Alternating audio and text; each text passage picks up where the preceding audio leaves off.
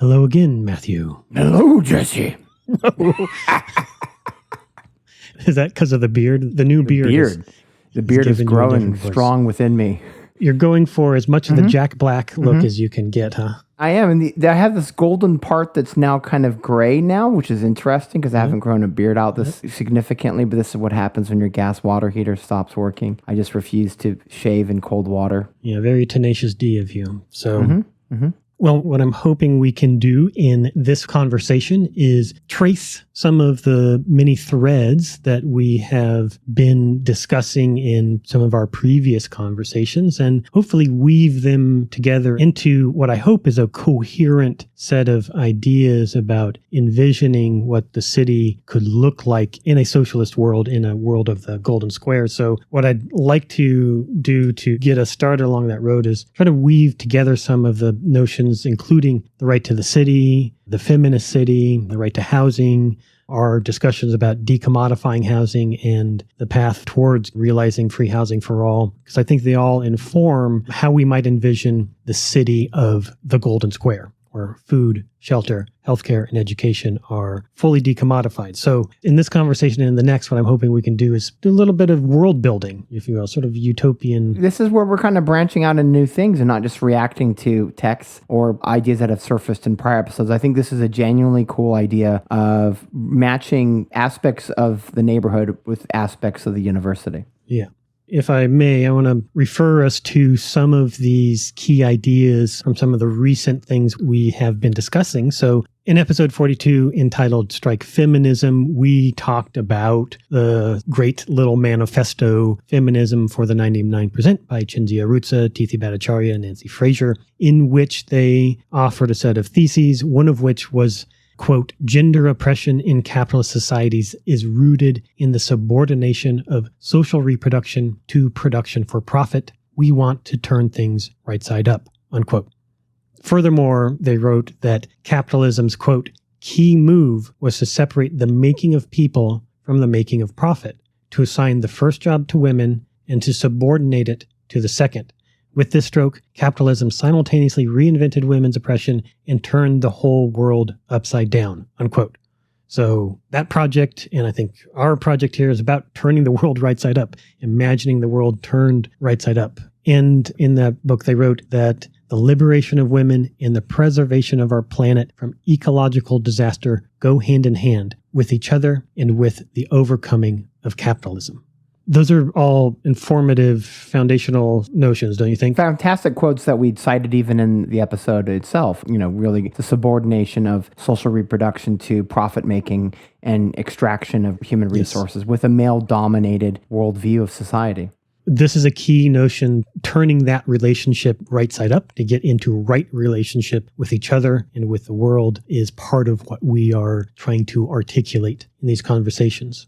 Then in episode 44, which was entitled The Dawning of the Feminist City, we talked about the book Feminist City, Claiming Space in a Man-Made World by Leslie Kern, where she highlighted wisdom from geographer Jane Dark, who said that, quote, our cities are patriarchy written in stone, brick, glass, and concrete. Pounding of the city. Cities are patriarchal. Freudian pounding. Yes. Also, the whole book was a reminder of how, quote, physical places like cities matter when we want to think about social change. So that's why we're spending so much time talking about the city. We want to spend even more time here talking about the city because it matters when we want to talk about social change. And it's connected to our own project with the Golden Square, which is what do we materially need to do to put profit-making and extraction in a subordinate position to human reproduction and human thriving? We also connected that to other works building upon the notion of the right to the city, initially coined and articulated by Henri Lefebvre in 1968, and then developed further by David Harvey in recent decades. Rebel Cities. In Rebel Cities and in the essays that were put together into that book, Rebel Cities, to inform that book. David Harvey writes that the question of what kind of city we want cannot be divorced from that of what kind of social ties, relationship to nature, lifestyles, technologies, and aesthetic values we desire. The right to the city is far more than the individual liberty to access urban resources. It is a right to change ourselves by changing the city. That notion right there, I think, is a really key and important thing to keep in mind, that changing the city isn't just about changing aesthetic things, right? It's about changing ourselves, how we relate to each other. Yeah. It's both the physical space and our social relations that are dependent and driven by the shape of the city. And then in the more recent episode where we were making the case for fully decommodified housing, for free housing for all, in episode 47, which we did indeed entitle Free Housing for All, we talked about the book In Defense of Housing, written by David Madden and Peter Mark Hughes, who were again building upon this idea of the right to the city. And they said that, quote, a real right to housing needs to take the form of an ongoing effort to democratize and decommodify housing, and that it requires fundamental change in the political and economic structures of contemporary society. It's starting to sound a lot like Murray Bookchin there. So. Yeah, right. Channeling that shit. There we go. So as Leslie Kern writes in that book, Feminist City, once we begin to see how the city is set up to sustain a particular way of organizing society across gender, race, sexuality, and more, we can start to look for new possibilities. And so, indeed, we do want to look for new possibilities beyond the city of men, beyond the city of capital, of consumption and petrol, beyond the city of bullshit jobs, indigenous erasure, and state violence. We want to actually explore what it might mean to exercise, as David Harvey says, the right to change ourselves by changing the city. Mm-hmm. Yeah. We need to articulate visions of the free city, of the city of the Golden Square, the city that is actually turned right side up, the city built for social reproduction, where social reproduction is no longer subordinated to the production of profit, where food, shelter, healthcare, and education are all decommodified, and where the unconditional and universal provision of those human rights is the non-negotiable foundation for institutionalizing freedom and unleashing human potential. It's a baseline for dignity, as we've talked about. Yes. It's a politics of dignity. Yes. And so if we're going to see this policy contract, the social contract illustrated, it has to be seen in our cities. Too much of what postmodernism and the... Nothing but pastiche, according to Frederick Jameson. Right. Those boomers who thought that we were experiencing the end of history, there was never non-negotiables. But we are now in the face of climate catastrophe. I think it's very urgent that we assert these non-negotiables. Yeah, we're not dealing with the end of human history because that assumes there's still humans. Right. We're now dealing with mass extinction event. Right. We should be calling properly the Capitalocene rather than the Anthropocene because we don't really want to talk about it. Yeah. In addition to food, shelter, healthcare, and education as material necessities for freedom, that the city should be designed around that, turning the world around so that it's built for social reproduction.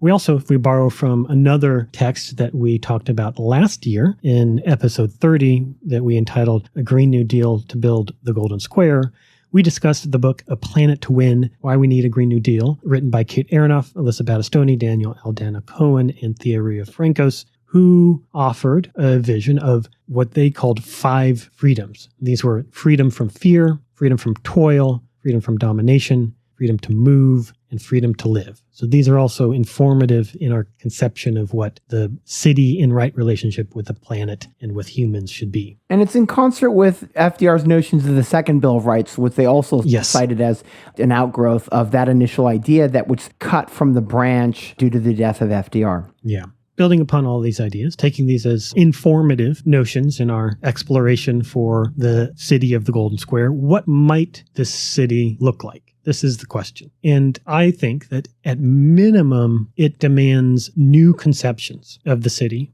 and a real dialectical synthesis of ideas, a mixtape for the future, if you will. So in that spirit, I want to suggest imagining every neighborhood as a university. Now, you might stop and pause and say, why are you talking about these two very distinct things? Because we typically think within a city that there's the university section of the city and the neighborhood section of the city, and never shall twain meet. But we think that they're illustrative of the rotten core of our society, but they have the seeds within them. From their past, their present, and their futures, a new dialectical synthesis can be formed around bringing those two ideas together. Yeah. One thing I want to share is anecdotally that's illustrative of how these conceptions don't cross-pollinate often is I sometimes play this game called City Skylines, which is kind of like a Sims, but more focused on just city building. So it's like a city building game. But all of the options of the game are predicated on roads, for one. You can't build things without laying down roads. And then it has an expansion pack that's all about the university. And so it has building types that are university building types. And I always want to, in that game, just like, I want to just use the university building types and some of the other types and not do roads, but you can't. It forces you to the software system won't let you, which I think tells you how hardened the realities are in our lives, that there is no out of that software system, that even in a game that's supposed to be freeing, you can't operate outside of the assumed realities of a fucking highway with a fucking car that's shooting petroleum out of its rear ass. Yeah. So in thinking about bringing together these two parts of the city, the neighborhood and the university, I think it's useful to recognize that within the city, the neighborhood and the university are both sites of contestation, of belonging, and of becoming. They're sites of potential, of paradox, of the lived contradictions of capitalism. They're both sites that have all of this untapped potential and so are yet to become what they might ultimately become. Part of that is obviously, I think, because the dynamics of capitalism. And within the capitalist hegemony, I would characterize the fundamental statement of the design of modern cities is that commodities are far more important than people. That's and what we see cities this tell us. with trade laws and borders, where a can of corn from Mexico can cross easier than a human being.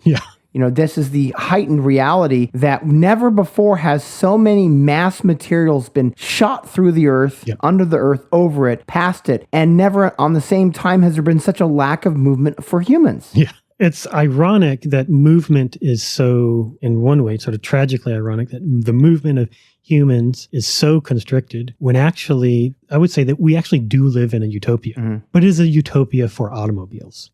That cities are designed for cars, and especially American cities.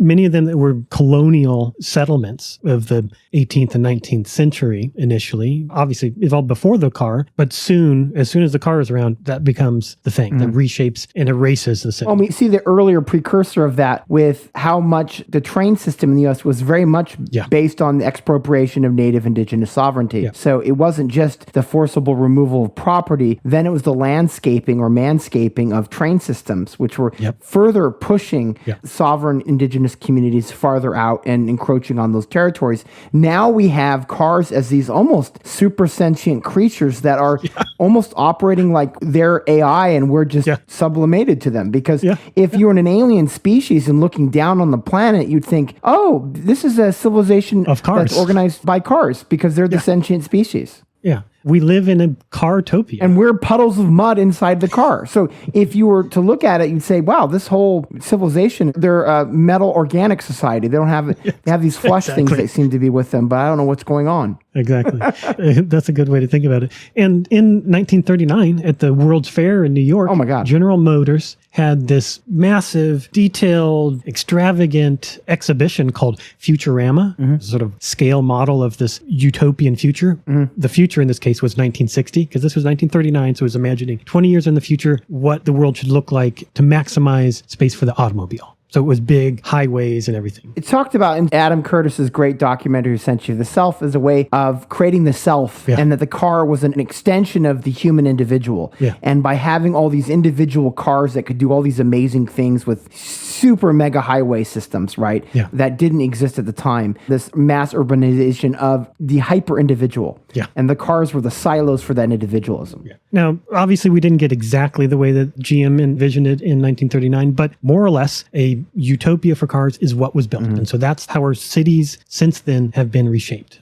All of them, I mean, there are ones that are more indicative of these dynamics than others, like Los Angeles, but nonetheless, all of our physical environment has been reshaped by cars. And it's a weird heroin system because with the creation of not just suburbs, but exurbs, we're being pushed farther and farther away from our work, from our community, putting us into increasing dependence on car culture. People are driving till you can afford it. You drive further and further away from the city until you can afford a house, and then you have a couple hours of commute every day. Using more and more petroleum, right? Yeah. So you could have more and more petroleum products in your house because your house is bigger. So it's big really garage. a weird... I mean, there's certainly truth to be said that part of the planning was not just 1939, but also really institutionalized through the Eisenhower era, where they're really trying to prevent mass civilization from dying in nuclear warfare. And one of the principal ideas was actually just spreading suburbs around so that if there was nuclear warfare, there would be some humanity left. Right. But they should have just talked about climate change because that's the nuclear bomb. Be outside the blast zone.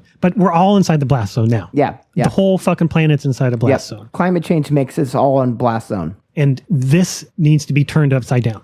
We need to redesign, rework our cities so that they're not designed for automobiles, but designed for humans, because we need to stop burning carbon. We can't just sequester our way out of this. We have to stop putting carbon into the atmosphere, which means we have to stop driving cars. Mm-hmm. Not entirely tomorrow, but we need to radically decrease the significance of automobiles in the shape of our lives. And just also the finite resources we have.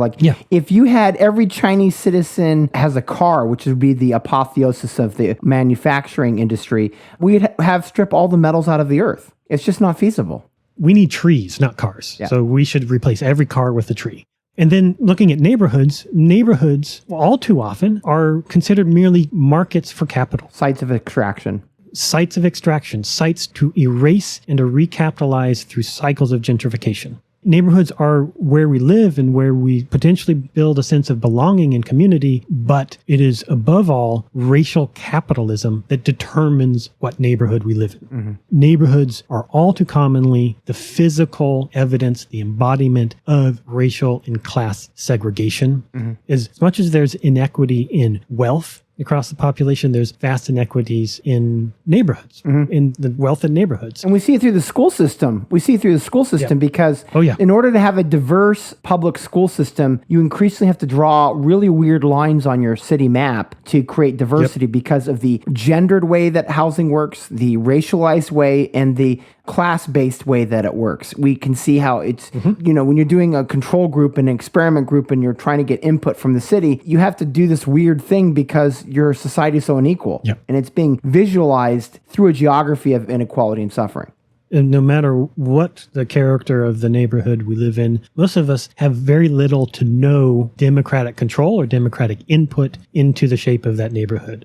They are potentially the sites where people do have some sort of role in political life, but all too often there's just none. All too often, for far too many of us, there's just a complete void in terms of democratic control. But we can see the potential for what can be done on the local level if we organized around our neighborhood and cities, where we have, as Noam Chomsky always says, the most political agency in our local community. Yes. Like we have the most impact, the most ability to reach a city council member or get a phone call through, and where the amount of money in politics is not nearly as drenched as it is in Washington, D.C., our local community politics is a way we can organize that. And I think one of the positives of seeing the ending of Sanders' campaign, because there's so much sadness and tragedy with that, is that DSA is pivoting to local and city council races, taking over the water board, coming up with think pieces about how to transition the Green New Deal in the local environments that we're in, so we can start to build a municipal sense of ownership of the city.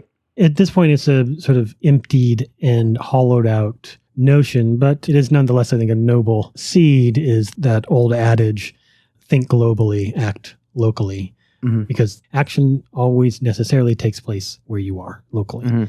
And then thinking about the universities in the city, their current role in cities, unfortunately, also a hollowed out, decimated thing by neoliberalism, especially. Universities now more or less across the board operate as corporate bureaucracies. And there's a great article, I'll link to that, by Teen Vogue, which basically the title of it is like, the freak out on cancel culture obscures the fact that universities are right-wing institutions governed by for-profit boards that are from Fortune 500 companies, CEOs, and the donor class, which I think should have been talked about much more in detail. With Hannah Nicole Jones, we saw that where one of the biggest donors of the university basically cock-blocked her ability to get tenure. Now, that being said, Harvard didn't care, and neither did liberals when Cornel West resigned at Harvard because of the class critique, not just the racial critique that was embedded in much of Cornel West's work.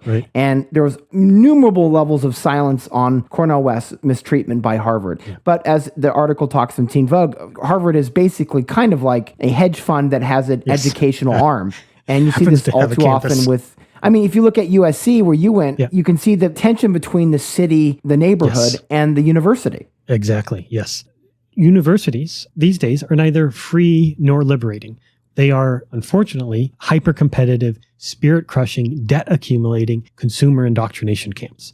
They are where hopes and dreams that young people have of flourishing, meaningful, egalitarian futures go to be ground into dust by the unrelenting cruelty of calcified structures of hierarchy, domination, and capitalist competition. We saw this really, this idea of the current paradigm of the university as a kind of country club with what happened with COVID, which is the universities that were the most threatened were the ones that had the most expensive tuition and that basically operated like country clubs. They're basically Disney passes. And they were fucked because they couldn't offer the Disney experience, Right. Yeah.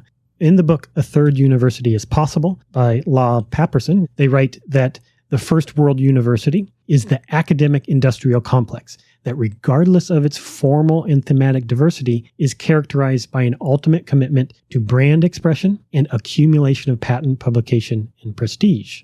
Further, the first world university also accumulates through debt, that is, through the entire business of debt production and management, loaning, borrowing, repaying, defaulting, and this is an important point here, this ability to turn anyone into a debtor is what fuels the first university toward inclusion. Otherwise, in other places, this same kind of set of dynamics characterizes predatory inclusion. It's interesting to think of the university and slavery as two dominant economic institutions within the United States, and both of them being holders of debt assets. And so students increasingly are debt assets. Much like slaves, their principal thing wasn't the labor they produced, it was where and how you dealt with debt accumulation. And they were debt assets. It's what you were trading. It was not just profit and power, but also the ownership of people. And an overlapping history there. Where these universities were founded on, right? Indigenous land, often using slave labor. The oldest university, like University of Virginia. Yeah, and then in the Civil War era, expanded through the Morrill Act and through land grants, creating the land grant universities, building the land grant universities and the university systems like UC and Washington State University was a land grant university. All of those, which means that the universities were not only built on stolen indigenous land, but built with indigenous land as a speculative commodity to create their endowments or to build up their endowments initially.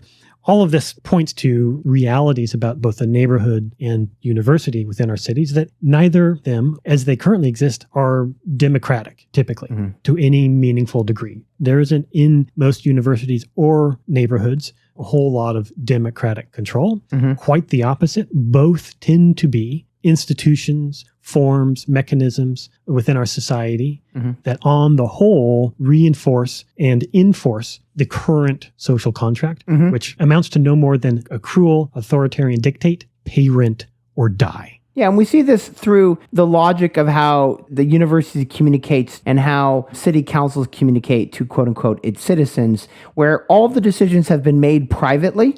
And then there's this theater presentation called town halls. And the fact that university says we're having a town hall tells you that it's largely theatrical. It's largely a production show of symbolic virtue when all of the neoliberal austerity mechanisms and handouts to corporate power are being done quietly and are hidden inside the budgetary documents. There is no participatory budget planning for the university. Neither is there for your neighborhood and your city. So therefore, everything about these must change. And I would assert that we must fight for the abolition of the neoliberal university and the real estate state.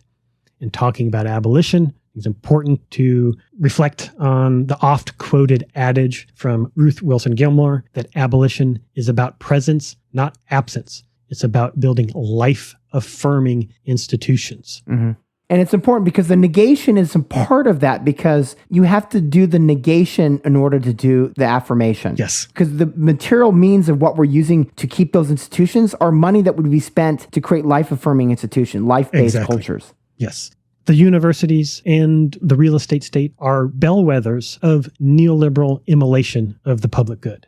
They're evidence of the destruction wrought by the neoliberal project, but they're key in an emancipatory trajectory because they represent overlapping and intersecting issues, housing and education, both of which are fundamental human rights, fundamental parts of the golden square, what we need to provide to each other to create dignity and freedom. So we need to build life-affirming institutions that protect, preserve, and expand these rights.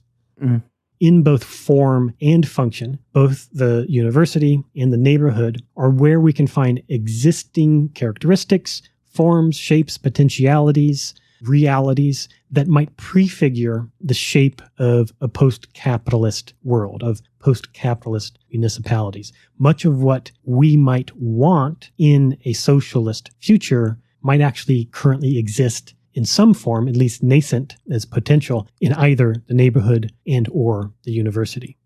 Do you think that's fair? Oh, absolutely. It's on point. Universities, despite, as we've just discussed, their brutal colonial histories, their modern neoliberal decay, they still offer, I would argue, perhaps the most coherent set of social and spatial paradigms that are useful in a socialist imagination. And just to illustrate part of this, in one of the textbook-style books about campus design called University Trends, the book opens with this sentence: since the founding of the first universities 900 years ago, institutions of higher education have given rise to some of the world's most emotive, hallowed, and formative physical environments. So there's a space that we've invested a lot of artistic, creative energy about what the world might be and made manifest in university campuses. Structure-wise, it tries to approximate the utopian impulse. Yeah. If you think about going to a university, you care about its architecture. I can't tell you how many times people have made decisions to attend a university based on its architecture. Oh, yeah. We don't have those expectations of our cities. No. We just go where the jobs are. But when it's a university, the way it looks, its aesthetics, is principally really a huge selling point for the campus. I know when I went to Western Washington University to visit the campus, beautiful campus. I just was like, I have to just be here to be in this space. Yes. And I have to go to school here. I don't know what the programs or the teachers are, but I want to feel this space in my life. Right. You want to live your life in that space. Western Washington University, I think, is the most beautiful campus on the West Coast of the United States. And I think there's a lot of reasons for that. But I mean, principally, I think what's important to remember is we don't have the same expectations of our neighborhoods and cities that we do of the university. No. Beyond that, universities are already in the combined businesses of providing food, providing shelter, providing healthcare, on top of providing education. Yeah. One of the things that I found fascinating about finishing the university, and I've heard again and again, this is all anecdotal, but people go into a mini depression when they graduate. Yeah. And I was like, why was I really depressed when I graduated? Because I should be happy I'm getting on with my life. I'm getting a quote unquote full-time job or whatever. I was just working at this place called Home Base, a kind of upscale version of Home Depot. And it was pretty depressing. And what I realized was that for all the faults and the neoliberal hellscape that the university often resides in, it does provide on some level, with the financing of debt, the golden square: food, shelter, healthcare, and education. So they're actually the only elements of any existing social democracy in the United States. You know, people give money when they die to three institutions: their family, the church, or the university.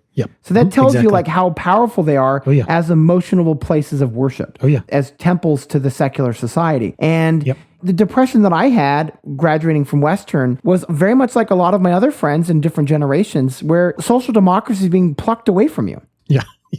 It's like you have no choice. You have to leave this place that should be. Well, and you think about it, all the stuff you hear about Denmark, you get through the university through debt financing. So like you have mental health needs. Well, there's mental health on campus. You have a student club. Well, Denmark gives money to clubs. So here's money to a student club. And so, you know, you can get $1,000 for being a club at UCR, just for being a club. The social provisions that you see in Denmark or Finland or Norway are very commonly seen in the university.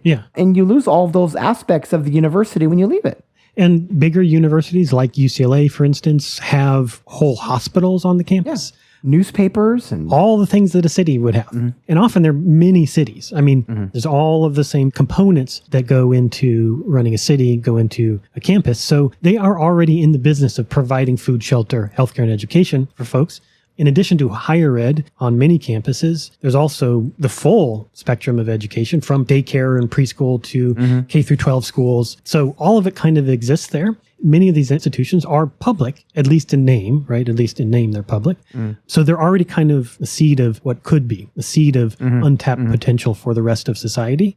But that doesn't mean that we want to take them whole cloth, just as they were. The university as it has existed historically does not provide a set of blueprints that we want to copy verbatim, but it does contain within it seeds to cultivate. Yeah. And I think we can think of this as a mixtape. So if we're going to create utopia, we should look at taking the best parts of the university and the best parts of the neighborhood and bringing them together. Exactly. But in order to cultivate those seeds, in order to bring those best parts into the future, we need to liberate them from patriarchal, colonial, and capitalist control, both in the university and in neighborhoods.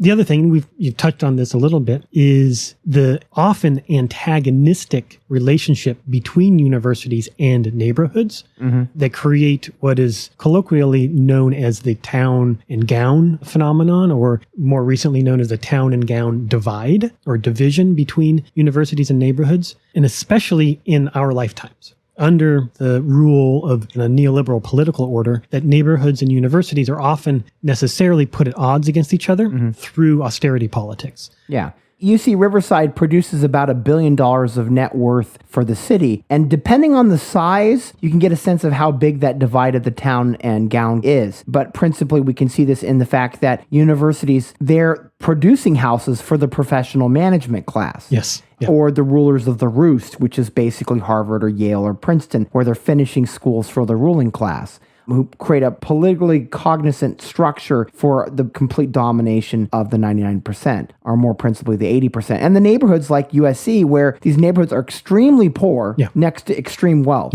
right? USC is an example of extreme poverty and extreme wealth. Just literally across the street from each other. It's kind of... with no buffer. With no buffer. It's really wild. But what's important, I think, in this is recognizing that both forms in the city are supposed to be for the public good, but they're often pitted against each other in a competition for scarce resources, the manufactured scarcity in the midst of plenty. But underneath this divide, there is a potential for great untapped levels of solidarity and a bridging of struggles.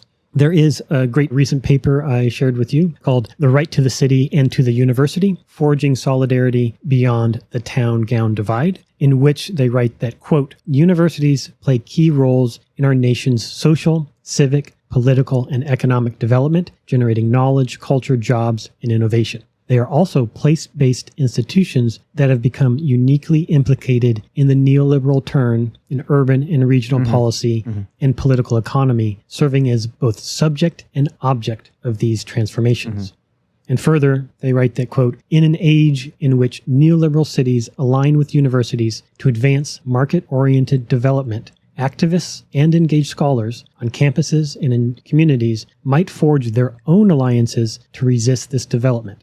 In doing so, they can begin to reconsider the interconnectedness of their demands for the right to the city and the right to the university, and to reimagine their shared future. And create a new vibrancy for the community that doesn't think in an either-or trajectory, but thinks in terms of mutual aid. You're one of those characters that's involved in both spaces, right? Yeah. Organizing outside the university. I'm one of the few faculty members at UCR that is deeply involved in city communal life of the city and city politics as with the university. But because I'm not a full-time faculty member, I'm a minoritized member of the faculty. I'm also called non-Senate faculty. I'm a lecturer. I never get invited to any of the fancy talks at the university because I'm invisible as a lecturer. Whereas if I was a full professor, even though I have a PhD, I would be invited to all these fancy panels about the community in the city or activism and agitation. But I'm kind of ignored because I'm not part of their network.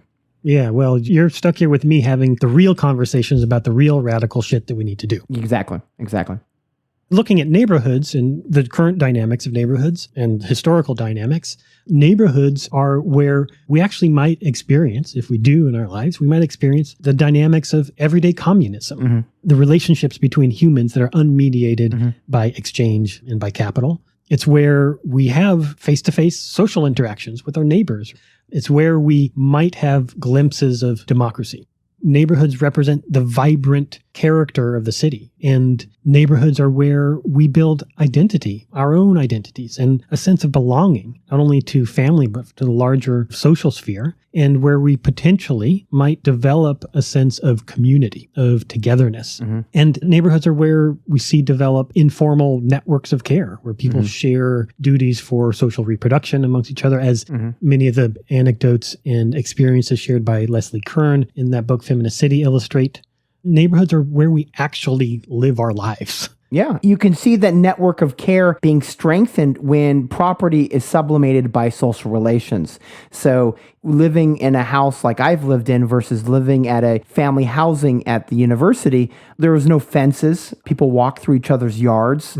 There was a community center as well as a beautiful park in the middle. And you could exchange labor of care, child care, social care, very informally. Yeah. And whereas you couldn't with these kind of strictures of more private property, which is more privacy, but also less social belonging.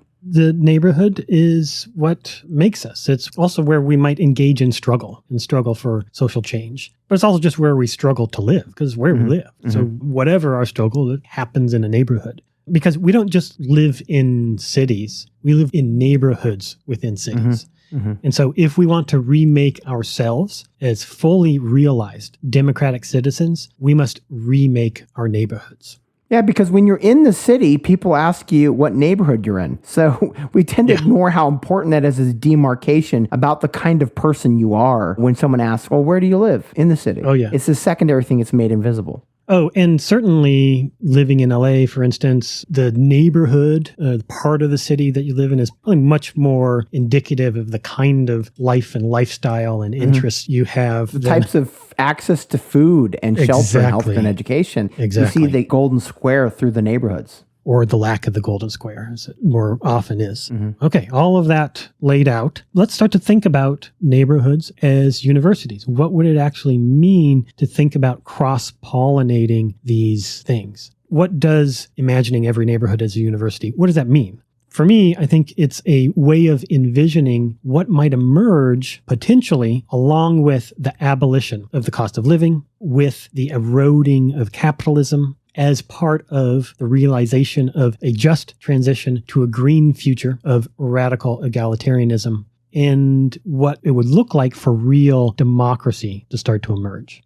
So if we think of the neighborhood and the university together, combining those, we start to talk about something that is a real force of dual power, a real civic force that might have real meaningful legitimacy in challenging the state. So a dual power within a dual power, because when people talk about notions of dual power, when it comes to national politics, they talk about the electoral arena and then the community of the streets. Right. And here we could talk about a dual power nested inside of that, which is inside of the city, there's the neighborhood and the university. So a nesting doll.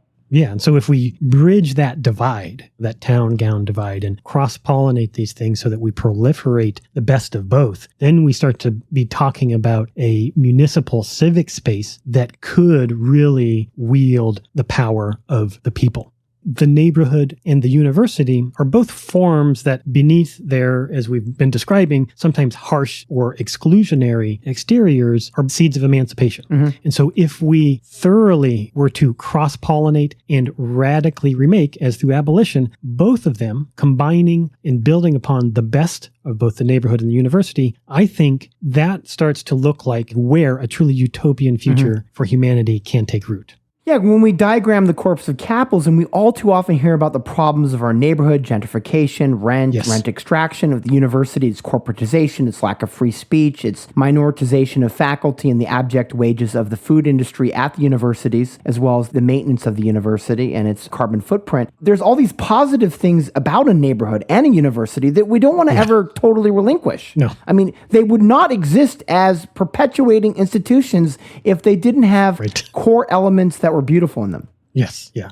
etymology of terms is always informative, helps to provide greater wisdom and insight into them. And we're looking at the university as from its Latin roots as universitas, means a whole. It's universe. It's talking about the universe, a whole thing that's an idea in totality. So it's not just a group of scholars or a place where learning and scholarship happens, but it's an idea of a completeness, of a wholeness. And so what's exciting to think about is the proliferation of that wholeness, or that so-called universityness, quote unquote, into all of our built environment. And I think necessarily it follows from the simple principles of what should be the new social contract, the golden square.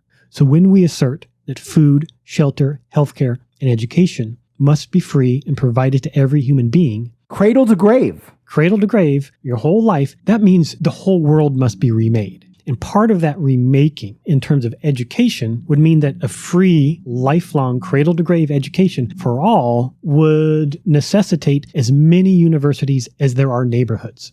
So a key part of this idea is the proliferation of universityness. The university should be as common as the neighborhood, and the neighborhood should be as whole as the university. So we could think of a new sort of term here, we call universityhood, if you will. So if we think of universityhood, these things together, it becomes a picture of the whole city as a neighborhood, or every neighborhood as a whole protein of the body politic, a completeness within the neighborhood. Too often, neighborhoods are just parts of the things that we need, and we have to go to other parts of the city, or we have to commute to get to work or to healthcare services or parks or to libraries, what have you. But what if all of those things were in every neighborhood? And we didn't have to get in a car to do that.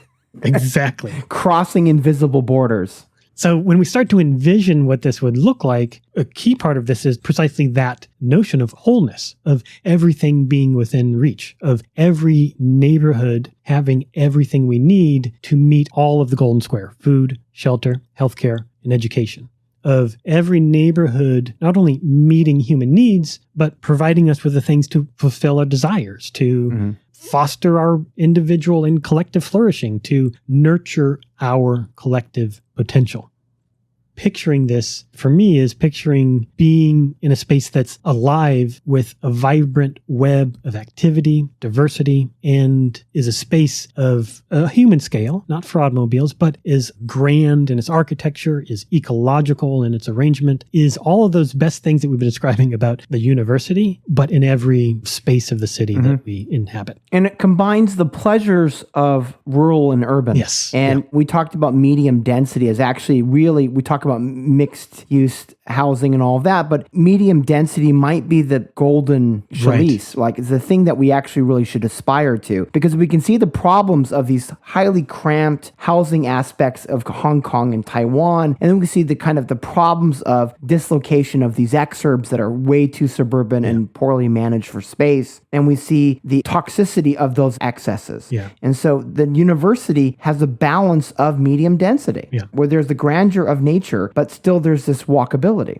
The first thing for me in thinking about neighborhoods as universities is this idea of wholeness, of completeness, of meeting all of the needs of life, both for individual and communal life. But more particularly, a key part of this has to be walkability. Yes. I think this is crucial. This is a major thing that is important not only for the health of us as individual humans, but addressing the climate catastrophe. Human-centered cities, right? Yes. Where if an alien came down this time, they would say, oh, I see some cars in the area, but look at all those humans moving around. This seems to be a civilization organized around humanity. This is a central sort of notion here, is walkability. Everything that you need within walking distance.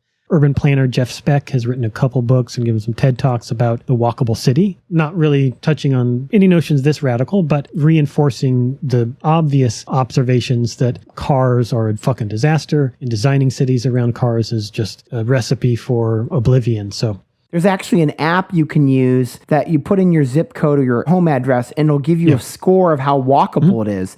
And it's being used as a way to push on your city council to make for more green, walkable, and aromatic cities, right? Changing the way that density works in your city. Well, you should look up where I live and where you live, because I think our scores are on either end of the divide. Yes. I live in a part of North America, specifically on a neighborhood scale, that has to be one of the highest in terms of walkability. Manhattan in the mountains, as they call Vancouver, right? Yeah. Or the downtown. There's a particular set of conditions and circumstances, sometimes known as Vancouverism, in recent decades in developing the urban core of Vancouver, where now and where I live, there's everything, grocery stores, healthcare, parks, all kinds of stuff, all within walking distance. We actually hardly ever drive. Also, public transit, the SkyTrain system is just a block away from us. But I think where you live, it's like you can't get there by walking. No. In Vancouver, don't they have a pretty good system for sharing or leasing cars between different people? Not a municipal thing, but there are commercial enterprises to do car sharing. The fact that exists as an area that's private in the market suggests that there already is so much good transportation and use of resources that makes for walkable city. Whereas in the LA area, the larger LA metropole, which Riverside's really part of,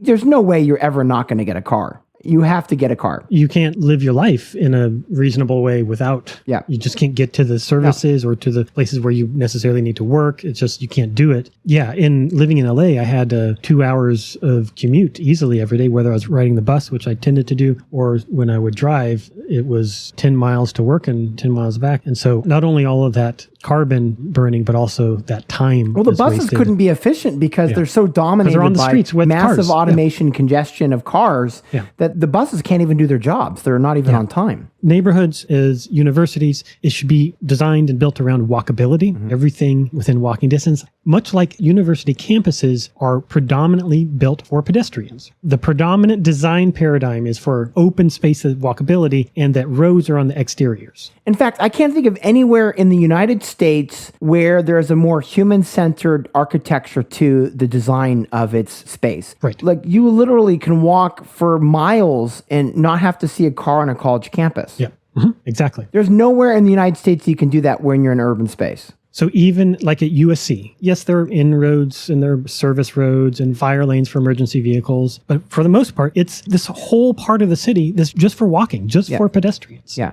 And it's urban. It's urban. You know, we can say, okay, right downtowns are like that. But no, downtowns constantly have intersections breaking up the spaces. In fact, one of the things people celebrate with downtowns is when the cars are told to go away. Exactly. And then you have these open markets. It's like, oh, God, that's exciting because people are together again. That precisely describes where I live. High on the walkability score. That's because the density of everything, the mix of services and businesses and those sorts of things and housing are all tightly packed. So they're all within walking distance, but it is on a grid built for cars. So every block is a block defined by the automobile. And really, it doesn't need to be. If there was transit to these vicinities, and these vicinities were exclusively for pedestrians. You can see this as like the university campus. They all have a college loop. Yes. So the cars go around the exterior. Exactly. It's almost like a satellite that goes around this core, this wholeness. Yeah. We talk about the university as a whole. It literally is because the cars have to loop around to get different parts of the campus. Yeah.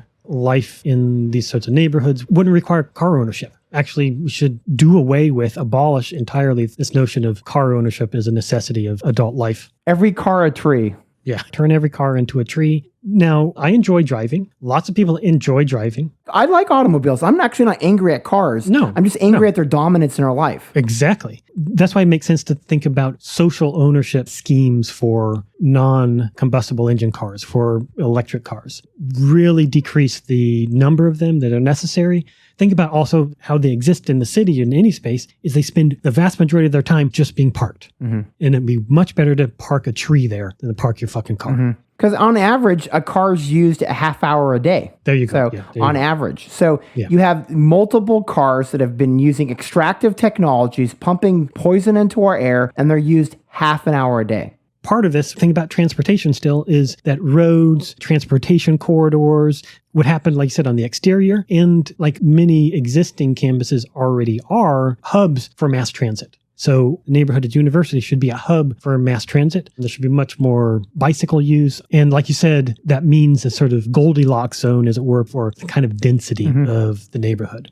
The next important space of considerations is ecology and what our relationship is between our urban spaces and our care for the biosphere. And in this moment, how we respond to the climate crisis. part of what's exciting for me about this notion of bringing the best of both neighborhoods and universities together is potentially model that's an ideal type for responding to the climate crisis on a broad scale. Both because we're addressing all of these things like emissions into the atmosphere and that sort of thing, but also thinking about social ecology. We're not only talking about addressing ecological issues, we're talking about addressing social issues. Because as Murray Bookchin teaches us, the ecological crisis is a social crisis. Yes, our domination of each other is mirrored by our domination of nature. Yes. And so when we think of things like a New Deal for society, we think of things like a radical global Green New Deal for society, however many qualifiers we want to put on that, that should perhaps necessarily be focused on bringing the best of these two urban areas together, the university and the neighborhood. But I think they also need to be reflective of a necessary path of degrowth and of desuburbanization. Part of every neighborhood or university is necessarily desuburbanizing. And even in urban areas like Los Angeles, I think what's important here is to look at zoning and how so much of city spaces are zoned for single-family housing. It's an obsession. It really speaks to our obsession with childhood and children. Yeah. A society is not just about children, but single homes and the suburban dream is really a weird psycho obsession with children and protecting children. And we're not actually protecting them at all. I mean, we're not. No. And they're not any less in harm or less likely to be on drugs than in an urban community. So it's just not true. Yeah. And the thing is, when we talk about rewilding, we can also talk about projects that are ongoing where there's a reforesting of the cities, right? Where you just say, these are going to be green locales that will overall decrease the temperature of the city if we plant a forest here. Yeah, so that's an important thing. Trees in the city is in the makeup of trees and urban forests. This is a key part of an address in terms of the climate because trees function as air conditioning for cities through shade and giving us the oxygen that we breathe. And beyond just thinking about urban forests, we could even talk about the whole city as a forest. How do we make the urban environment look much more like the forest that it used to be, but still a functional space for a functioning metabolism for the city? Right.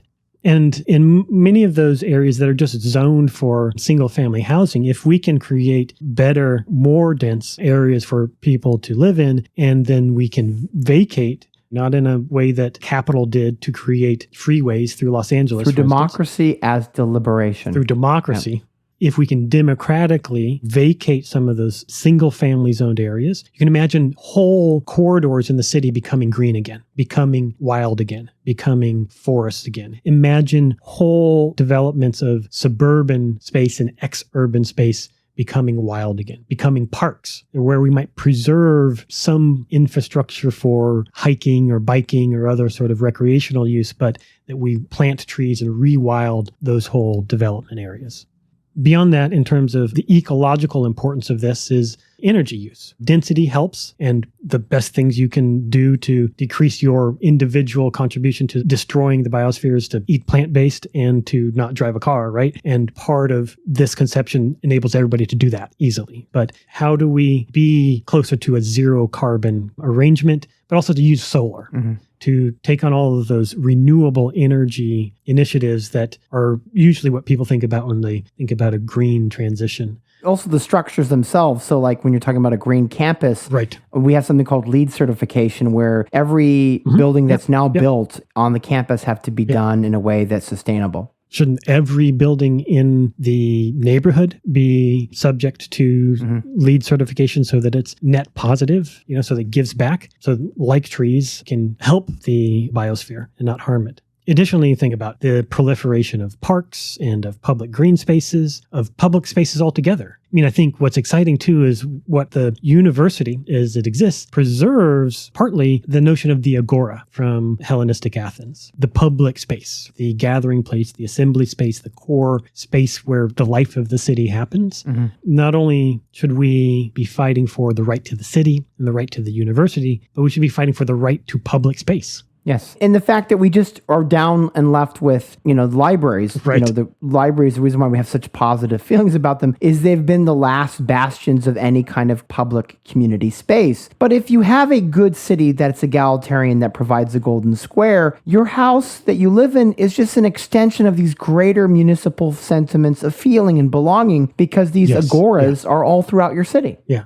Well, like you were saying, the university, for those who attend university, it inhabits this kind of idealized space, both in our experience of it, but then in our memory of it, of the agora. Right, of the agora, but also of this rare glimpse of social democratic life. And then for those of us who then leave the university and live in the rest of the city, the only remaining part of that we usually typically have access to is libraries. Yes, exactly. So you go libraries from are the kind of university like a little part of with that. its college dorms, its petting dogs, donuts at the library during finals week, the festivals and lectures, to your public library. Right. Which, let's just say, I'm not to diss public libraries, but boy, it's a downgrade from being at a university. Right. Where a big... Shh, quiet. Yeah, but a big, well-appointed, well-stocked library was just part of a bigger fabric of the social sphere there on campus. But the right to public space, the notion of the agora, I think these are a key part of this imagining. In modern time, the agora is transformed into all kinds of other things, the town square, the civic center, the village green, to outdoor plazas. Unfortunately, then becoming just shopping malls. More extensions of extractivist capitalism. Yeah, that could be remade. Yeah, I mean, we think of the downtown. Why is profit centering aspects, the whole aspect of the downtown as an income generator? Yeah. In a post-capital society where socialism is Yeah. in harmony with nature, you wouldn't go to the downtown to just do profit seeking or rent seeking. You would go there to experience the agora. And part of a transition to this might be repurposing existing shopping malls for other uses, either as housing or as public gathering spaces, as markets or courtyards. Aeroponic farming, mixed housing units. Yeah, all kinds of community things. movie theaters. So like movie theaters that are owned by the community. They often do have food courts, which I think is reflective of what is often a better kind of arrangement of restaurants. Instead of a separate building for every restaurant, things like food halls are a good idea in that regard, like the food lab in Riverside. It's once again like that university feeling of the mess hall, but with a lot more flavor. Or you think of public markets. You think of like the Seattle Pike's Market? Public Market, Pike's Place Market. There are some of these that are very iconic in our collective imagination because they are such vibrant civic spaces. Every neighborhood, a university, would center social reproduction, where we socialize childcare, where we have daycares, where we take on a more socialized arrangement to housework. Again, in this space, universities provide an example of what is a potential socialist realization, but in a warped kind of way, because it's privatized, it's financed by debt, it's also producing alienation in ways that we don't want to see. Dorms, they're mistreated, Yeah, but in terms of what those students experience living in on-campus housing, there are teams to do maintenance, to do housekeeping, that do all the dining, do all the cooking and cleaning. If we imagine that same makeup of services, maintenance, housekeeping, dining, but done by the people who actually live there. To borrow the idea from Robin Hahnel and Michael Albert's idea of balanced job complexes, where you wouldn't just teach all the time, you would make sandwiches for your students. The students wouldn't just be residents of a hotel. They'd be commingling with a kind of horizontal society where they were doing some of the upkeep and maintenance themselves, not just taking classes. Yeah, if we imagine that as shared work among the community, it means that we all get to experience it. In doing so, we're constantly flipping roles of behavior and roles of cognition. So we have a deeper awareness of the other ways of being that isn't divorced and hemmed in by a monopoly of both privilege and a monopoly of suffering. Equally important in this whole conception and in creating community is decentering the nuclear family, which we've talked about in previous conversations in Leslie Kern's book, Feminist City, where she wrote that, quote, "We should never underestimate the power and the threat of challenging the centrality of the nuclear family, culturally, legally, and spatially." Yeah, and it's important to note that it's not a reference to the nuclear bomb. It's a reference to the Latin phrase, the nut that needs to be cracked and crushed. Right. And I think this is what this conception of neighborhood as university does, or helps potentially us do, is to challenge hegemony of the nuclear those family. forms, right? Like that's the only way to be human. Right. And so we create other ways to be human. Other types of chosen families. Exactly. And a big part of that is the right to housing. When there's only one type of housing and there's only one way to get it, there is no choice. There is no choice in how we form our lives, what kind of familial relationships. It's the tiny shoe in the big foot. It just won't fit. Exactly. Because we're all being asked to wear the nuclear family shoe, and goddamn, there's no padding in there. It would necessitate free housing for all, but not just housing as it currently exists.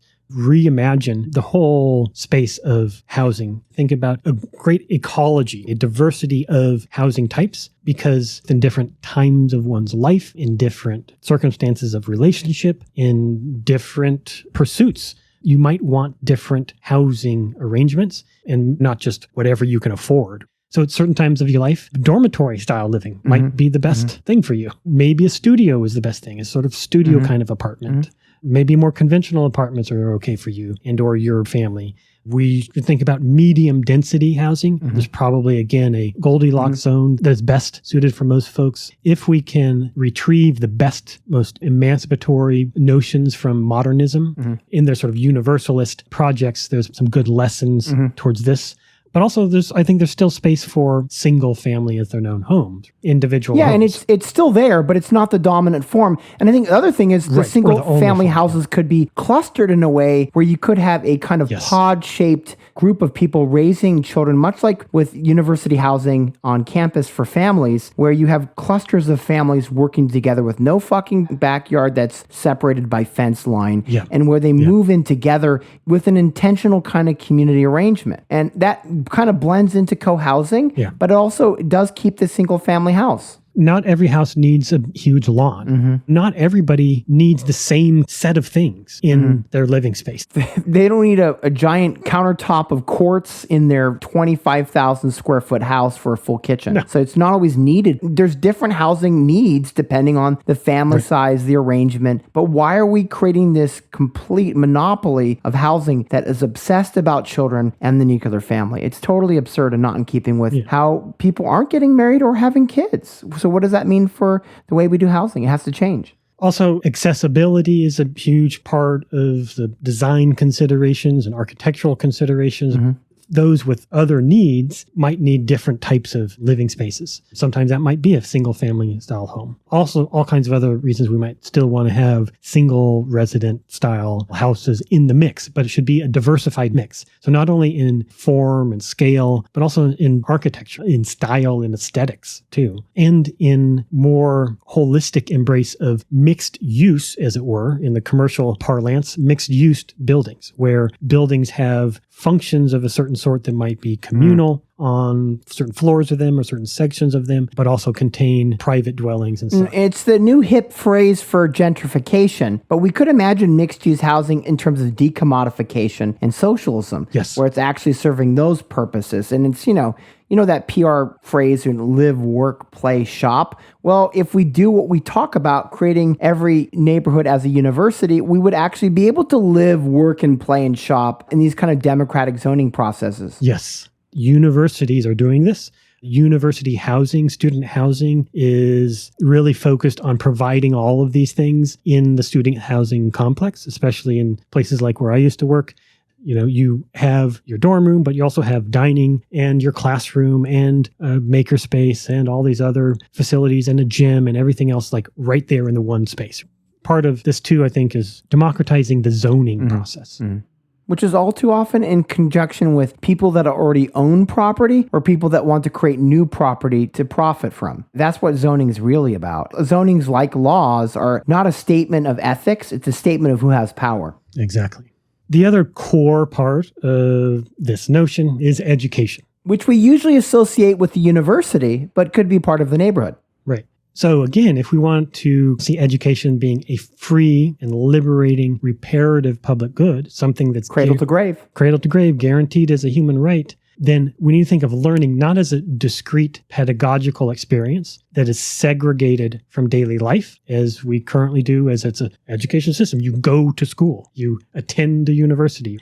Why don't we just live in a university always? In which case it would become a fully integrated process of nourishment and fulfillment that's no less common than eating or drinking. Why don't we reconceptualize learning so that it's akin to a meal, something we have every day. We're kind of like snacks, like snacking culture. Education is snacking culture in the neighborhood. We need to have it for our whole lives too, not just when we're children, and not just to be prepared and formed into good objects to make objects, subjects for capital, objects to make objects, but to become actual human beings. So in every neighborhood university, learning, I imagine, would happen everywhere. We're talking about walking waterfalls. We're talking about that we're moving and growing, and that we're not just empty receptacles to be moved around like we're looking at a shelf for garbage. We should be something more than that. And that critical discourse, engaged dialogue, whatever we want to call it, exchange, is a regular part of life every day. This kind of dialogue, this kind of discourse is common. It happens all the time. Small talk might disappear in these kinds of environments, right? Where you could have the most deep, penetrating conversation in an elevator or in a hallway. Or the small talk becomes actually small and not just the only type of talk that we know how to do. This kind of engaged deliberation, too, the necessary part of democracy that we need to learn how to do, to make decisions together, to design our world together, becomes a norm. Our daily living becomes a practice of real direct democracy through the wholeness of life in a neighborhood space. And if we're going to have democracy, education needs to be part of it. It's a necessary, ongoing process that's inseparable from democracy. Especially if we're talking about a system of sortition over stupid-ass elections, where we have a real demand and requirement that you could be called up for service anytime. So you're going to want that democratic deliberation and growing cycle all the time. Radically reimagined education is not only part of democracy, but part of us each becoming citizens, fully realized democratic citizens. And as Dan Chodorkoff, the co-founder with Murray Bookchin of the Institute for Social Ecology, oft quotes Murray Bookchin, that every revolutionary project is an educational project. Again, it's not to put forth the notion of the university as it exists as a blueprint to adopt whole cloth, but that we need to totally transform the university, fully integrating learning, intellectual, and artistic pursuits into the rhythm and fabric of our everyday lives.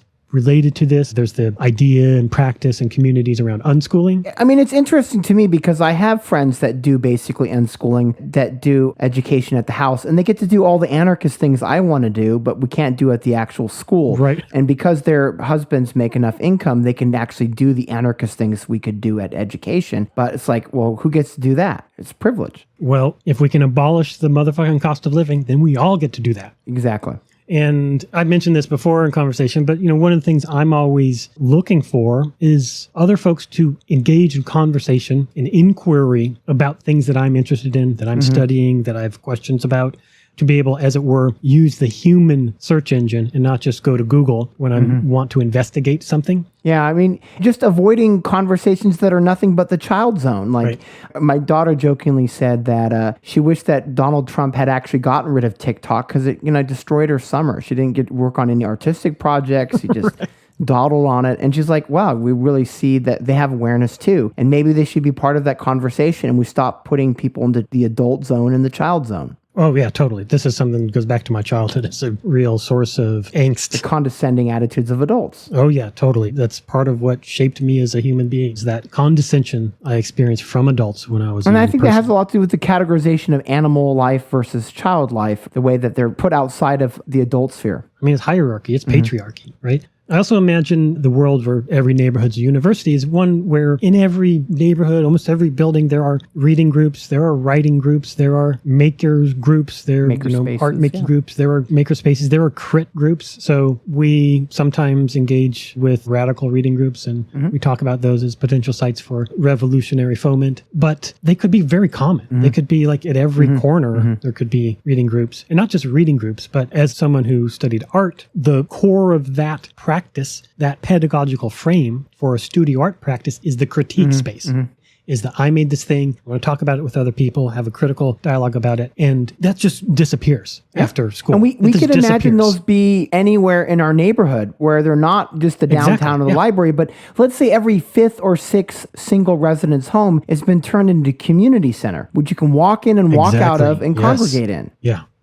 You could get tea, hang out with people, play some, board games, or play D&D, or do gardening in, maybe have a gardening club. Make a book. And so every sixth or fifth house is a community center that's been taken over by the community. Yeah. And, you can find these in neighborhoods. Typically, these would be like HOAs and condos that have community centers. But why do they have to be just that? There's those, but there's also in some cities, there are places that are like preserved historical sites, heritage sites, or historical homes that have a program built in them that are like this to do like community photography courses and reading groups and that sort of thing. And imagine there being a proliferation of those.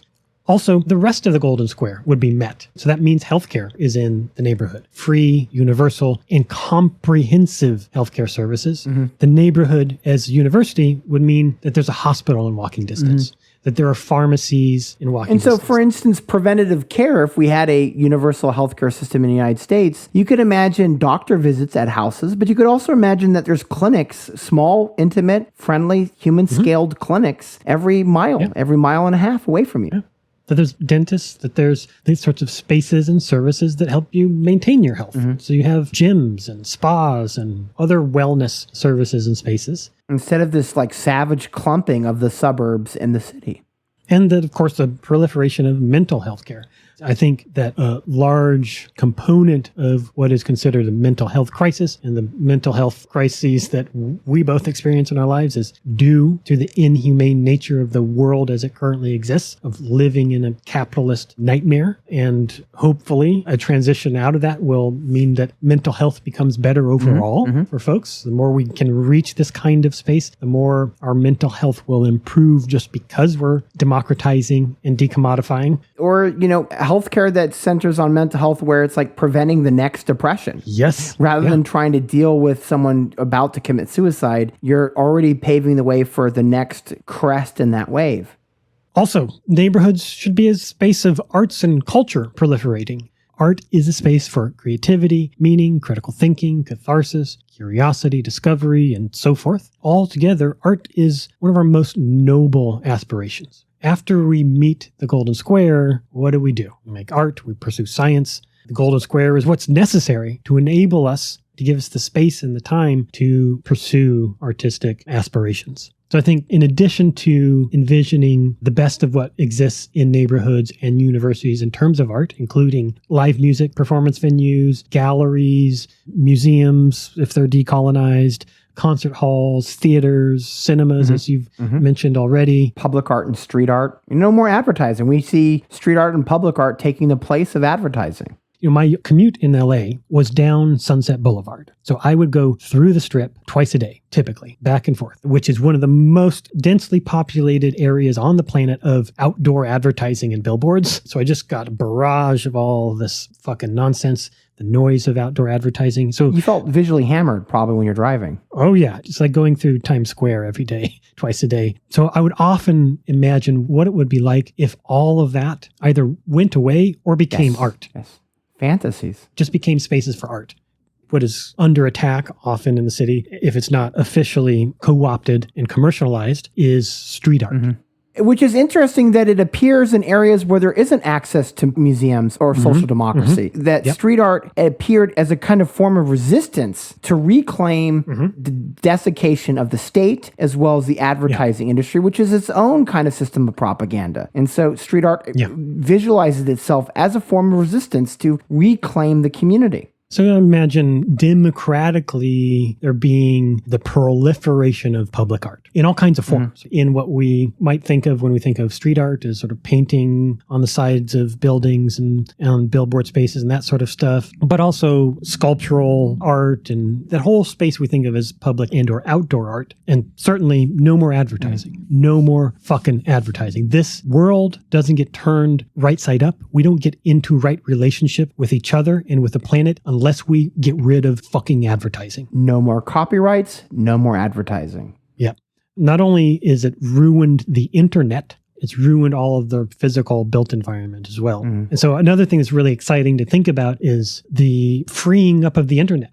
Think of all of the private subscription services we got to get just to access culture and media, right? You got your Netflix and your Hulus and your HBOs and your Disney Pluses and whatever the fuck. That's just for films and television. Streaming borders. Spotify and Apple Music and whatever, right? That should all be fucking free. All of that should be fucking free. And the thing that should sort of differentiate would be in the choice of user interface and or curation. So instead of Netflix and Hulu and whatever sort of thing you put together as like your media thing, you actually just choose based on the design of a user interface, but everything's available and or curating. Kind of where you imagine where it's a little bit like MySpace, where it had the democratic ability to have your own website and basically curate your own streaming shows and art. And where it's people are actually gardening these things. And that would be really interesting to see. I mean, sometimes I have a daily fantasy of like, I wake up in the morning and every advertising block of text or image that obliterates my computer screen is basically images of the utopian world. And imagine if instead of them being censored or absent, they became these looking windows into the world we should already be in. So basically, like They Live, like exactly. John Nada puts on the glasses instead exactly. Right. Yeah. He sees a vibrant, colorful utopia. That would be a great, inversion. Maybe we should work on that, Jesse, is take the clip and put utopian imagery in it. Oh, yeah, we could just do that as a sort of cut-up collage kind of film. Turn They Live into a vision of a vibrant, colorful solar punk utopia. Every time you put on the sunglasses, you see socialists. Yeah.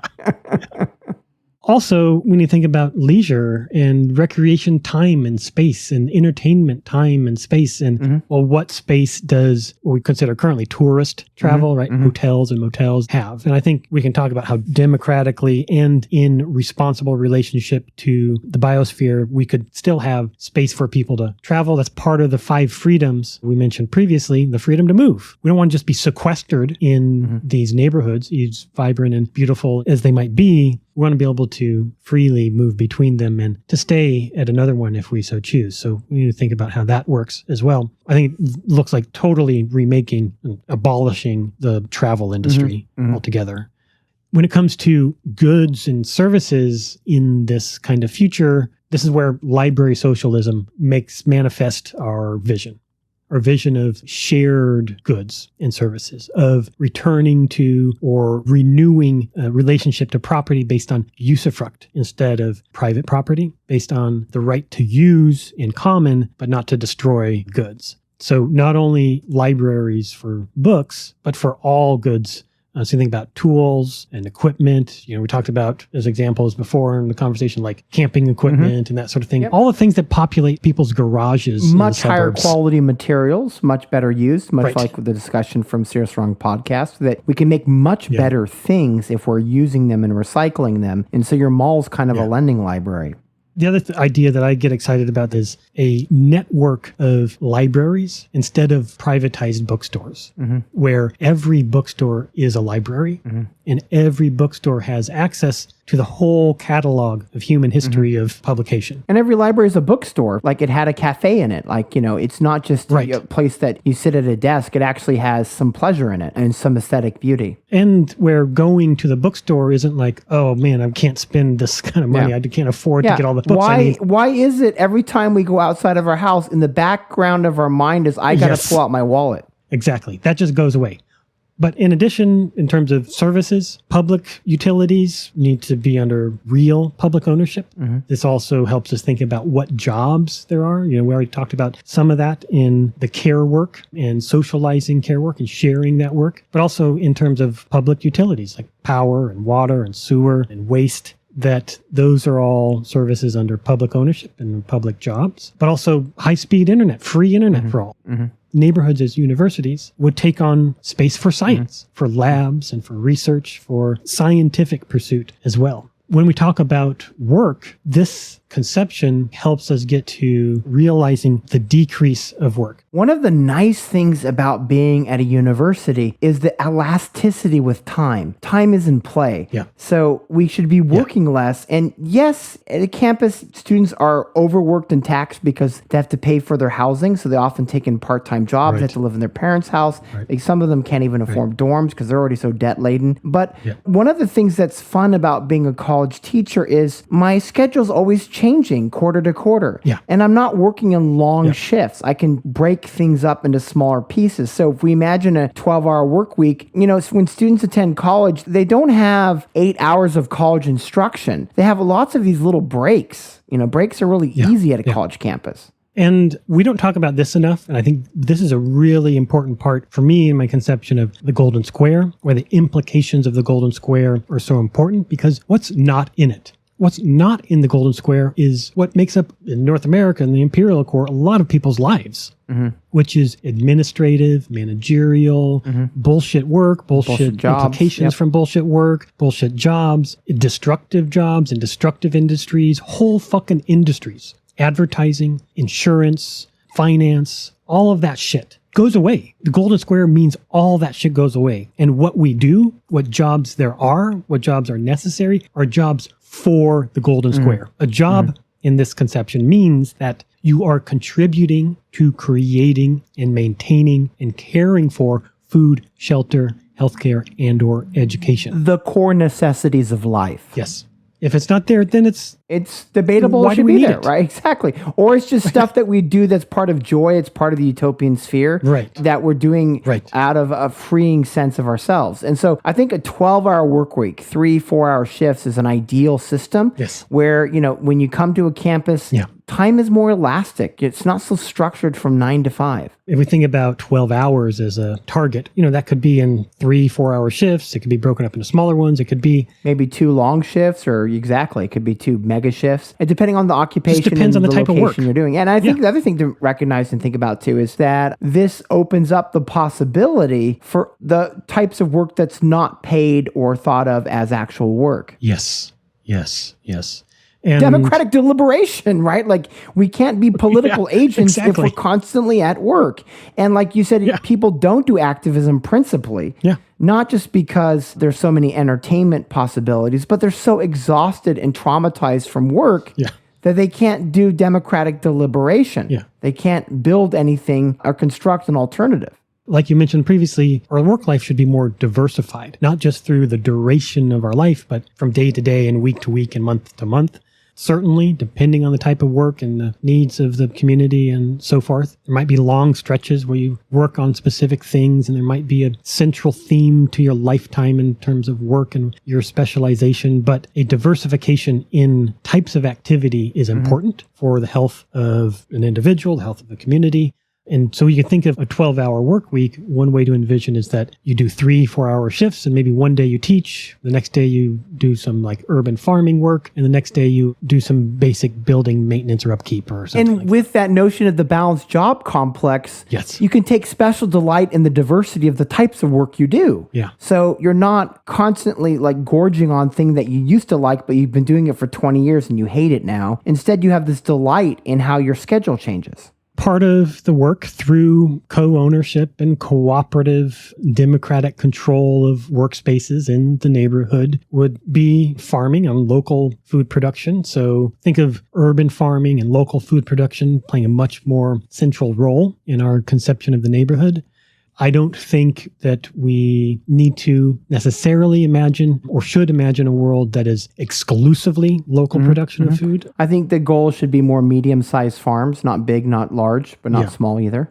We should still imagine a relationship to bringing food in, transporting food and other goods and services from outside the neighborhood, from outside the city. But far less of this farm and city, urban and rural kind of divide, and also far less of the carpeting of fertile areas with monocultural farms for capitalist overproduction and ruining habitat like has happened in the California Central Valley. What used to be one of the most rare and unusual climates in the world. Most rich area of fertile land has just been overproduced, just wrung dry. And taking water out of the ground that's 1,000 years old. And is near total death at this point. So we need to find a balance. And part of that is where our food comes from. Also, really important is diversity. Diversity in an active desegregation. Diversity in creating strength, in building neighborhoods that are architecturally, aesthetically, socially, and demographically diverse. Diversity in scale. And just getting better outcomes in all kinds of ways. Health, deliberation, perspective, opinion.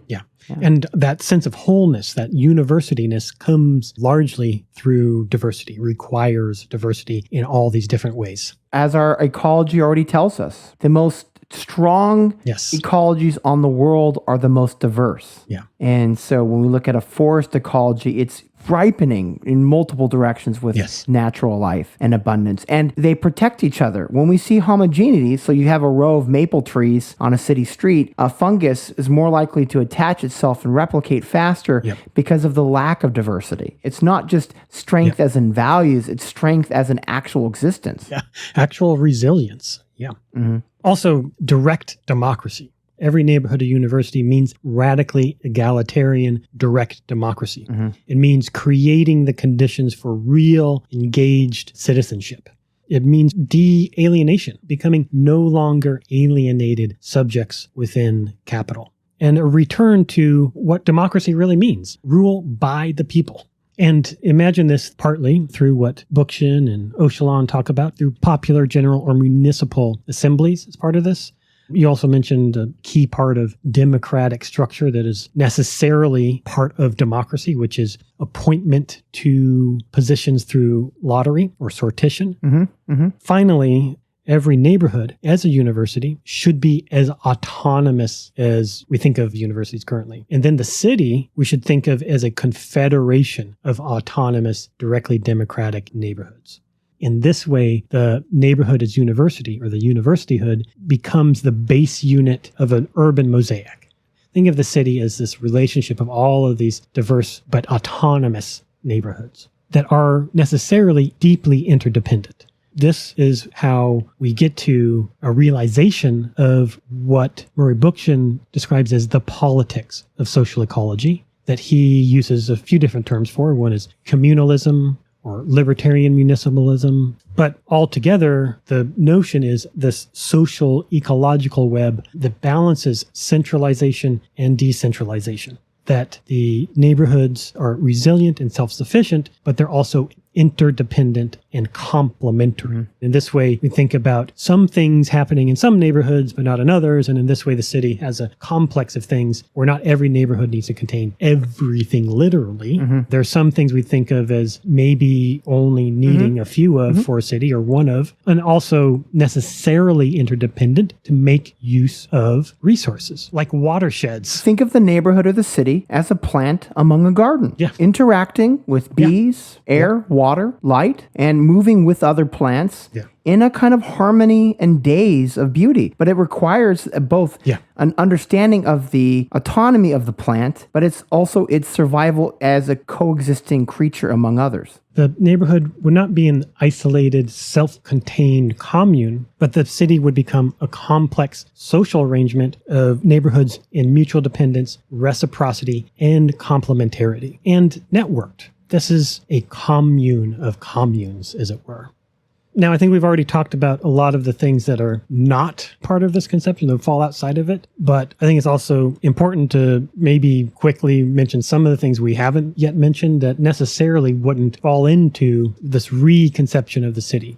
Things like prisons. This is an abolitionist project. No police, no prisons, no police stations, no buildings exclusively for administrators and bankers and finance people, no advertising we talked about, but also like no fucking fast food, no fucking big box stores, no fucking presence of the corporation fucking anywhere.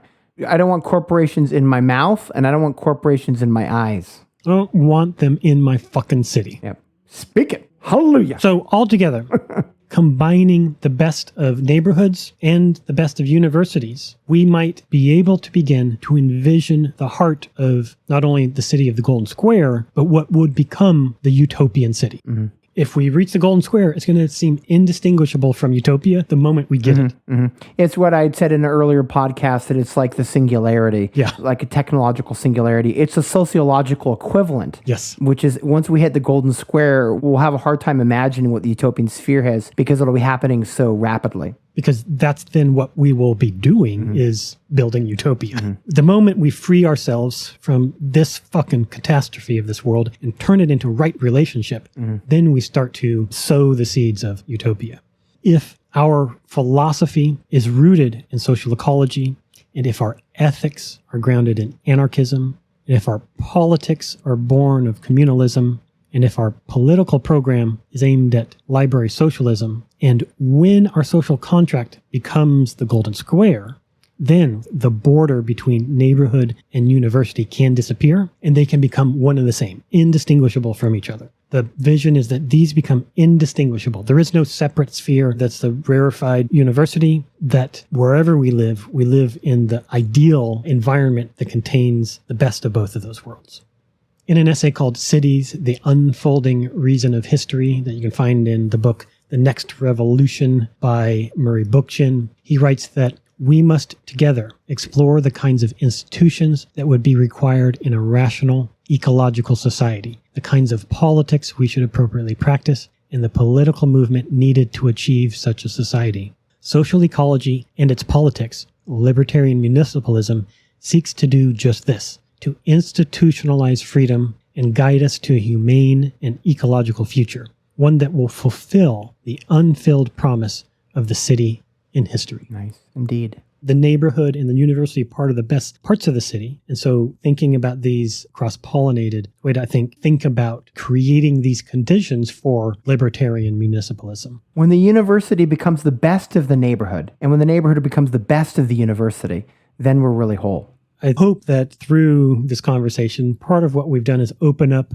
some space to realize the connections where if we were to combine the neighborhood and the university, the best of those, we would be institutionalizing freedom as a municipal force, that we would be creating precisely that kind of space for libertarian municipalism, for communalism. To challenge the state. Yep. And I think one of the things that's important is if there's a reality tunnel we want to blow apart, it's that neighborhoods are normal and the university is normal. Like, no, they're illogical the way they're formed, and they need to commingle and erase themselves off the map. And so we wouldn't even use the terms like we're saying universityhood would be the new construct. And so that we typically think of them as part of the assumed reality, but they don't have to be. And the fact that they have both the cores of the dystopia and the cores of the utopia brings about an idea from Margaret Atwood called ustopia, that the utopia can be found in the dystopia and the dystopia can be found in the utopia. Yes. And every neighborhood or university is an anti-utopian vision. Every neighborhood, a university, is a proto-utopian vision to help animate a deeply intersectional politics of social ecology. In the book Fearless Cities, A Guide to the Global Municipalist Movement, Debbie Bookchin, daughter of Murray Bookchin, in a piece called The Future We Deserve, writes that we need to create lasting political institutions at the local level, not merely politicians who articulate a social justice agenda. We need institutions that are directly democratic, egalitarian, transparent, fully accountable, anti-capitalist, and ecologically aware, and they give voice to the aspirations of the people. It will require time and education and the building of municipal assemblies as a countervailing power to the nation-state. But this is our only hope of becoming the new human beings needed to build a new society. This is our time. Around the world, people want not merely to survive, but to live. If we are to transition from the death spiral society that decades of neoliberalism have foisted upon us to a new rational society that delivers on the promise of humankind, we must create a global network of fearless cities, towns, and villages. We deserve nothing less. And every neighborhood, a university, is a vision for just that. Yeah. Every neighborhood or university is library socialism and the Golden Square, giving shape to Murray Bookchin's ideas about libertarian municipalism. This is how we see these building upon each other to actually make a much more concrete vision of what future we want to build. And it's kind of a tragedy because the ideas of Rojava are being constructed through this social libertarian municipal democratic and federalist formation, but it lacks the resources and money that the U.S. currently has because we have the resources and the money, but we have the shitty politics. And never shall twain meet, right? So we need the politics of Rojava sitting on top of and growing inside of and lifting up the resources and ideas that currently exist in the United States. Yes, because to remake the world, we need to remake the neighborhood. And with the Golden Square as our social contract, it becomes possible to radically transform our cities and therefore our world. To begin to imagine a world with the Golden Square, picture every neighborhood as a university campus with grand, walkable public spaces, free from cars, with plentiful green spaces, community gardens, and parks, with bold architecture and public art, free from advertising and corporate blight. A space bustling with the vibrant activity of classrooms, shops, libraries, restaurants, food halls, public markets, grocery co-ops, art galleries, performance spaces, cinemas, research facilities, makerspaces, art studios, media labs, and so much more. With childcare, mutual aid, and support services, with endless educational opportunities, with lending libraries and abundant shared resources, with hospitals, wellness centers, gyms, and recreational facilities, with an eclectic mix of medium density, high density, and single-family zero-carbon housing as transportation hubs for networks of electric buses, trains, subways, and other mass transit, with citizens democratically engaged in shaping their world and realizing their potential. In full, picture every neighborhood as a solar punk utopia. Mm-hmm. And notice it's an added value society, not entirely based on debt. Inside every university is gazillions of dollars of debt. We financed a corporate utopia with debt. Yes. This is the part that we have to excavate, pull out, and throw away to create this solar punk utopia. So we need to abolish debt, remake the neighborhood, and create the city of the Golden Square. Mm-hmm. So we can abolish this podcast because it's not needed anymore. No. Exactly. We're only doing this so we can fucking get there. Exactly. God exactly. Enough of this shit. All right. Well, let's next time work to further abolish this motherfucking podcast. All right. Fantastic. Thanks for joining us, everyone. Thanks, Matt. Thanks. Cheers. Cheers.